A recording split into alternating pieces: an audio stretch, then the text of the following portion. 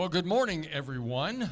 Angelo is not here this week. He's taking the week off, so they gave me the microphone. I don't know if that's good or that's bad, but it'll be fun. You can tell the difference between Angelo and me because he has less hair here and more here, and I have more here and less here. Plus, he's a little bit taller, too. He's gone, and as a trade-off, Larry and Cynthia are back from their trip to San Francisco, so that's good to see. We had a great message from Stan last week, but it's always great to have them back. And I thought about, before you left, giving you some advice. If you're going to San Francisco, be sure to wear some flowers in your hair. Some of you got that, but I knew that'd be wasted advice. So we have some announcements. If you need prayer, you can text the prayer team, 575-205-4740, and just write prayer in that text, and they'll get back to you very quickly. I know I've used it. You fill in the information, and then that will immediately go to the prayer team. You now in New Mexico have to dial the area code, even though it's local. That's something new. So if you haven't made a local call and had to dial it, you have to do that now. December 3rd is Christmas camp, pre-K through 5th grade. You need to pre-register for that. And December 12th is the gingerbread bash. They need volunteers for that and register for that as well. This is a family event too, by the way, the gingerbread bash. You can call the church office at 575-682-2763, 682-2763. Also, again, we want to mention if you were a volunteer helping put the Thanksgiving baskets together, this church put together 40 baskets for people who were in need in the community. We had a lot of volunteers from the church and from the community who came in and helped put those together. That's not easy to do. And the VFW, if you didn't know, were the ones that donated all the turkeys. So if you know anybody in the VFW, is anyone in here a member of the VFW? I don't see any hands. If you know anybody in the VFW, thank them. It's really nice to see. The church has been involved in the community for a long time through Larry. We don't just open up the doors on Sunday morning and hope people come. Being involved in the community shows really the love that you have for the people in that community. And it's really nice to see when those in the community respond to that. So if you volunteered, if you donated a turkey, thank you so much for that. And there'll be more opportunities coming up for those things in the coming year. We have folks in the overflow in the back room and the overflow downstairs watching online. Thank you for joining us. We have folks in our sanctuary, so if you would stand this morning, we are going to open up with worship. Call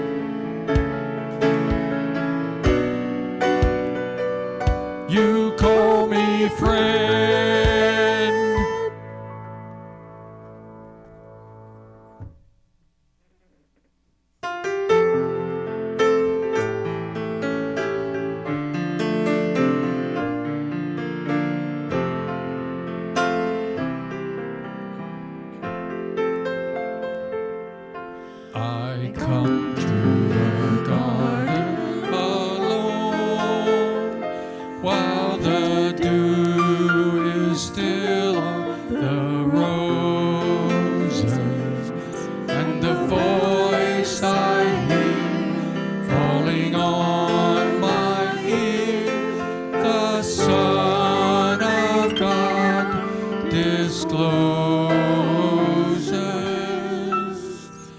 and He walks with me, and He talks with me, and He tells me I am His own, and the joy we share as we tarry there, none other has ever known. He speaks, and the sound of His voice is so sweet, the birds hush their singing, and the melody that He gave to me within my heart is ringing, and He walks with me, and He talks with me, and He tells me I am His own, and the joy we share as we tarry there, none other has ever known. I'd stay in the garden with Him, though the night around me be falling, but He bids me go through the voice of woe. His voice to me is calling, and He walks with me, and He talks with me, and He tells me I am His own, and the joy we share as we tarry there, none other has ever known.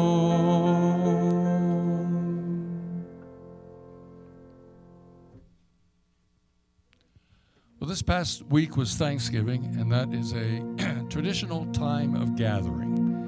And hopefully you had an opportunity to gather with family and friends. This verse is from Hebrews, and gathering together is scriptural. The verse in Hebrews says, "Let us consider how to stir up one another to love and good works, not neglecting to meet together, as is the habit of some, but encouraging one another, and all the more as you see the day drawing near." You know, the Bible also says, "Where two or more gathered, there I am," Jesus' words. Unfortunately, there are more than two gathered here today. But gathering is scriptural, and it makes all the difference in the world when people know that you care. And we are going to do, I don't think I've done this song in a service for 40 years, but this is a traditional Thanksgiving song.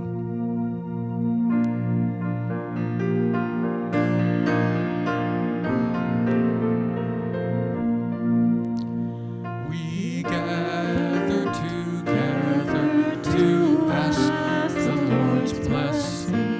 He chastens and hastens His will to make known. The wicked oppressing now cease from distressing.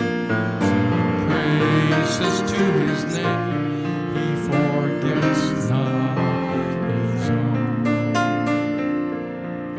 Beside us to guide us, our God with us joining, ordaining, maintaining.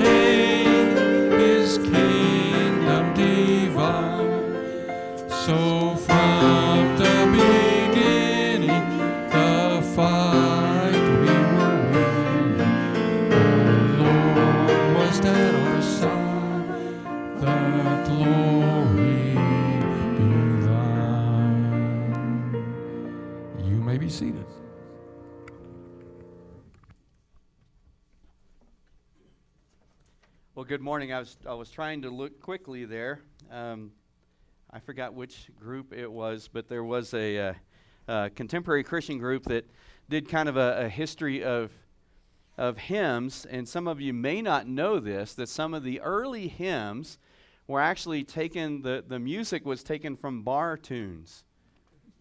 And they brought this one out as one of those, which was really funny. So I was looking to see if that actually happened or if that was a suppose or what if kind of thing.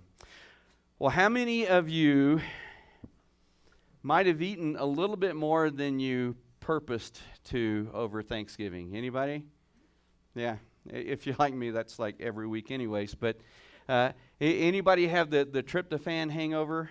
Anybody? You know what that is? Tryptophan is that thing in turkey that makes you sleepy. It must be in a lot of other foods too, because I'm sleepy a lot. Well, Thanksgiving is a great time to gather with our friends and our family and to celebrate the things that God has done, to give thanks for the things that God has done. So I know there are some that are probably still traveling. This is probably one of the, if not the busiest travel day of the year, people coming back from Thanksgiving. So glad that you guys are here this morning. We're in Luke chapter 10, so you can go ahead and turn there. We did verses 1 and 2 last time. This time we're going to attempt verse 3 through 12, so you can go ahead and turn there. I know, huh? Woo, we're going to be moving today, so you guys buckle up and get going.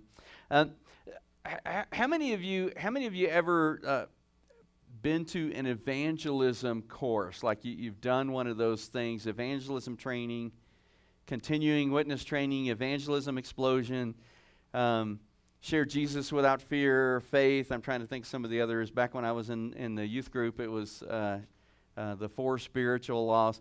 Evangelism, that's one of those words that we kind of freak out about, isn't it? Whenever someone says, in fact, if I want like an all-time attendance low, then I would announce that, okay, on Sunday morning, we're going to learn how to do evangelism, then we're going to go out and do it. Right? Me and my wife and a kid or two show up. That word always freaks people out, but I want to look at it in context. Let's look at it really in proclaiming the gospel, telling people the good news of Jesus. And so let's look at it in the context of what Jesus was talking about. Now remember, a couple of weeks ago, Jesus sent out the 70 or 72, depending on your translation. He sent out the 70, and they went out, and remember what we talked about that time. What Jesus talks about there, he said, and when you go pray, and he told them something specific to pray. He said, pray, and the word he uses in English is pray earnestly, and it really means to entreat or to plead or to beg. So plead with the Lord of the harvest that he would send laborers out into the harvest, because the harvest is plentiful, the laborers are few. What he's saying is, hey, look, guys, there are a lot of people who need to hear the hope that comes with the gospel of Jesus Christ. And I would say in this world, the harvest is even more plentiful. You may be thinking, I don't know, there aren't a lot of people that are really open to hearing about Jesus. And that may or may not be true, but think of it this way. There was a man, there were 2 salesmen, they were shoe salesmen, and they were sent to Africa. And so they go to Africa, and the first guy gets there, and after a week, he calls the home office, and he says, hey, guy, you may as well just get me a ticket back home. Nobody wears shoes here. I don't know what you guys were thinking. And then the second guy, after the second week, calls the home office, and he says, guys, send me all the shoes you have. Nobody here has shoes. The market is wide open. So think of it that way. When we're talking about telling people about the good news about Jesus, and it's good news, and it's hope, and it's encouraging, that we live in a world where there's a lot of people who need hope. We live in a world where there's a lot of people who need to hear the good news of the gospel. The way Jesus talks about it with his with the disciples, not just the 12, but the big group of disciples, is to proclaim the gospel, proclaim the kingdom. And so here's what he says. He had told them to pray, and remember, these are prayers that change hearts, not prayers that change circumstances. And then now here's what he says to them. Before we get into this, let me just tell you the big idea. The notes are, by the way, on the YouVersion Bible app, if you have that. You can do that and save it. But let me just give you the big idea before we dig into it, in case some of you had a turkey omelet this morning and the tryptophan is kicking in with you. The big idea is this: you can't just proclaim the gospel, you have to live it. You can't just proclaim the gospel, you have to live it. And as I was reading what Jesus says, at first glance we read through some of these instructions that he gives to the 70 and we're like, oh, that's kind of weird. And you know, there are a lot of times in the Bible you read something and you think, well, that's kind of weird. Well, anytime you read that, go back and think about why they're saying that. Why is that being written? Why is it there? So here's what Jesus says, verse 3. He just told them to pray that the Lord of the harvest would send out laborers into the field. And then he says, go your way. Behold, I am sending you out as lambs in the midst of wolves. That's a little bit like when Jesus said, in this world you'll have trouble, you know. Sign me up. That sounds great. That sounds like a lot of fun. He says, I'm going to send you as lambs out into the wolves. Carry no money bag, no knapsack, no sandals, and greet no one on the road. That's kind of weird. And then he says, whatever house you enter, first say, peace be to this house. And if a son of peace is there, your peace will rest upon him. But if not, it will return to you. And remain in the same house, eating and drinking what they provide, for the laborer deserves his wages. Do not go from house to house. Wherever you enter a town and they receive you, eat what is set before you. Heal the sick in it, and say to them, the kingdom of God has come near to you. But whenever you enter a town and they do not receive you, go into its streets and say, even the dust of your town that clings to our feet we wipe off against you. Nevertheless, know this, that the kingdom of God has come near. I tell you, it will be more bearable on that day for Sodom than for that town. Now, those are some odd instructions, isn't it? He says, first, I'm going to send you out as lambs in the midst of wolves. You guys are going, and so here's what I see that Jesus is saying. Listen, I'm going to send you out. You guys pray that God changes hearts, because this won't be easy. I'm going to send you out as lambs in the midst of wolves. This won't be easy. Now, you think it would be easy. You think that it would be really easy to be able to go and to tell people, really we're telling them basically this. We all know John 3:16. For God so loved the world that he gave his one and only Son, that whoever believes in him will not perish but will have everlasting life. That's good news.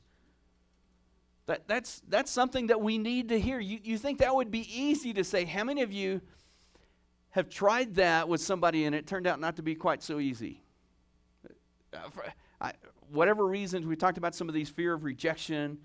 I don't know, fear that they're going to make fun of us, whatever it is, or fear that we're going to hurt a friendship or a relationship or those kind of things. It's not that easy. It's not as easy as we think it's going to be. Our world is becoming increasingly hostile toward the gospel. I don't know if you knew that. And here's one of the reasons why, and the Bible tells us this, that the gospel, the good news of Jesus, will be a stepping stone for some and a stumbling block for others. It's much more a stumbling block in our culture today, because when you tell somebody, look, Jesus is the only way. In fact, you don't even have to say that. You can say, Jesus said, I am the way, the truth, and the life. No one comes to the Father but by me. Immediately in our current culture, people say, well, first of all, who do you think you are that you have the handle on truth?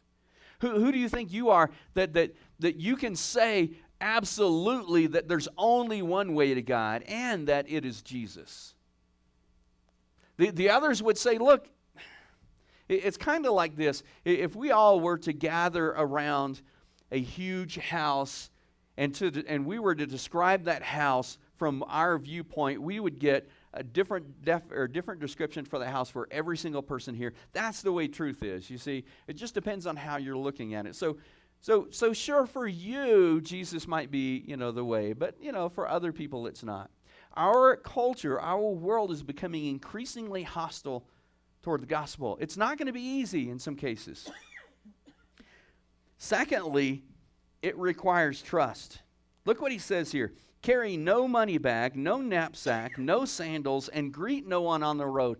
That last one's a little bit hard for me, although I hear this from my daughters all the time when we go to Walmart. Daddy, don't talk to anybody. What he's saying is you're going to have to trust. You're going to have to trust in God. Don't take a money bag with you. Cynthia and I got to go away for a little bit for a vacation, and we were talking about, how much money to bring with us and stuff, and I said, more than we think we need. Let's take more than we think we need. Can you imagine, I cannot fathom this at all, that you're going to set out, even for just a week, and you're going to go on a trip, and you're going to take no money. First, that some of you are getting anxious right now, right?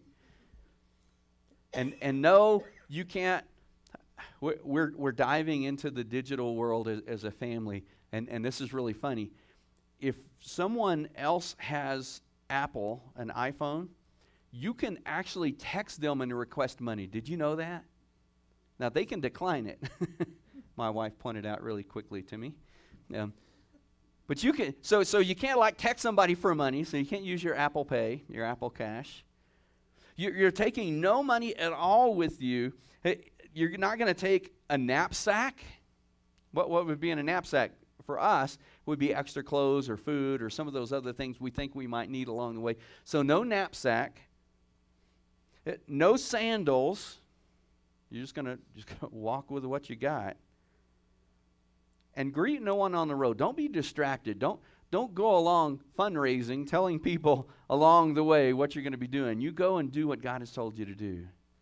Now, as I read this, I had a flashback to the time that I ran away from home. Some of you know I was a bit of a stinker before I became a Christian. Well, when I was about 4 years old, I got some new toys. They were new to me. I don't know how they got in the attic. They were in the attic. Might have been my sister's. My mom brings them out of the attic, and I've got all these new toys. And it's like Christmas, And so I'm going through, I'm playing with these toys, and one of my friends was there, and he wanted to play with one of my toys. And I didn't want him to play with one of my toys because it's my toy. And I was playing with this toy, but I haven't gotten to that toy yet, and I'm going to play with that toy. And I want him to play with that toy. And my mom made me give it to him to play with, and I got mad. And I ran away. I didn't take a money bag. I didn't take a knapsack. I might have had shoes on. I don't know. We went barefoot a whole lot in those days. I was a tougher person then than I am now. And I didn't talk to anybody because I can't talk to strangers. And when I got down the end of the street and realized that I couldn't cross the street by myself, I was sad. But imagine going on a trip like this. Jesus is sending them out. And he says, don't take anything. It requires trust. And for us, what I would say to you is proclaiming the gospel. We can't just do it with our words. We have to live it. And it means that we're going to have to trust. And we can't just say that we're going to trust God to move and work in people's hearts, because only God can do that. God works in people's hearts. God changes hearts. We can't. We try to, don't we? Some of you are a little bit like me. We get into discussion, and man, if we disagree about something, you and I both know it's going to be a long discussion, right? Because we're going to try to convince the other person. We have to trust God. God is the one who works in hearts. It's not something we can do. And then we need to remember that it must be done with gentleness and respect. He says in verse 5 and 6, whatever house you enter, first say, peace be to this house. And then he says, if a son of peace resides there, it'll stay. If not, it'll return back to you. Listen, sometimes, and I don't know if it's because we get nervous, or sometimes maybe it's a reaction to the way people react to us whenever we proclaim the gospel to them. Sometimes we can either get really defensive, or we can just flat out go on the attack. Have you been there? Does that ever happen to you? You just kind of go on the attack with them, and man, you're we need to let them know in a very big way that the reason that we're sharing with them is because we love them. That that we genuinely care about them. And they need to see that. They need to see that in our lives. It also must be done with the interest of the hearers in mind. I love what he says here. And think about this. I again can't imagine going out the way that he sent the disciples out. But verse 7, remain in the same house, eating and drinking what they provide, for the laborer deserves his wages. Do not go from house to house. Whenever you go into a town, they receive you, eat what's set before you. He said it twice in a very short span here. Heal the sick. And then he tells them to proclaim the gospel. Have any of you ever traveled to a third world country? One of the things that they told us, and Ethiopia was one of the first places that I went that was really felt like a third world country. Spanish-speaking countries don't feel that way so much to me. There was nothing that I could relate to in Ethiopia at all. The language is way different than anything I've ever heard. Even the way they write it is way different. It's squiggles and dots, you know. It's not anything I can relate to. It's not like Spanish that uses at least our same lettering system. Their food was nothing like I can relate to now because I've been there, but nothing that I could relate to. Their bread, they call injera, is made from a fermented wheat. They make a paste out of it or make a liquid out of it, and it ferments, and then they put it, it's I can't even hardly describe it if you haven't eaten it. It has maybe the squishiness of a pancake. It doesn't taste anything like a pancake, just so you know. I couldn't relate to anything, but what they said was this: look, whatever, when you go somewhere, whatever they offer you, you receive graciously. And so I'm, thinking, well, I've never tried worms, but okay, if that's what I get. And when they get something, they call it wat. It's like a stew, durawat and surawat. I'm probably not saying that right. It's like a stew, chicken or beef. And you would ask them, so what kind of meat is this? And they would say beef. And I'm like, well, if you're not going to be more specific than that, I'm not going to ask. Because I've seen your cows and they're skinny. You just eat it. Now, there were some things, the people that were with us helped us out a little bit because it was raw meat. And they said, no. They said all this in Amharic, and I couldn't understand, but I could tell by the tone. If you feed them this, we'll take them to the hospital. It won't be good. But he's saying this not just so that we could be gracious or that they could be gracious with them. He's saying you keep their interest in mind. If you go to a house, you stay at that house the whole time. Even if somebody with a nicer house or more room, or you might go to a house that, for us, a house is lots of rooms. In many places, it's a room. They're going to give you the very best, which might mean the best spot on the floor. You go to a house, you stay there. If you get offered better accommodations, you don't take it, because you're looking out for the interest of the people that you're staying in. You want them to know that you genuinely care and you're looking out for their interest, not yours. The other people might have food that you're more familiar with. No, you don't go there. You stay in that house. We need to do that as we proclaim the gospel to people. We need to, with our lives, live it out and let them know that we genuinely care about them. It's not about us, it's about them. And then it's easy for us. You ever hear of relationship evangelism? Anybody remember those days? It's easy for us to say, you know what, I'll show them with my life. And that's not a bad thing. That's what we're talking about here. You can't just proclaim the gospel. You have to live it. But listen, you can't only show it with your life. It has to be done verbally. If you're going to proclaim the gospel, it must at one point be verbally. Look what he says. Two different places. The second part of verse 9, second part of verse 10. He says, and tell them the kingdom of God has come near to you. Now that's the people who received them, right?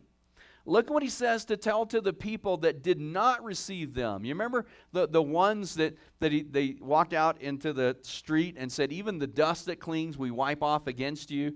That sounds offensive. We'll talk about that in a second. But he says, Nevertheless, here's what you say to them, nevertheless, know this, that the kingdom of God has come near. Whether they accept what you say or reject what you say, you still have to say it. You have to proclaim the kingdom of God verbally. At some point, we actually have to proclaim it. And then finally, you guys like that word, and this really is finally. Finally, it must be done with urgency. That weird little passage in here, and there are a lot of weird little things that he says, but that weird little deal that sounds like such an offense, as it looks like Jesus is telling the disciples to go out of their way to engender a relationship with people. This looks like it would totally cut off that relationship, but here's what he says. Wherever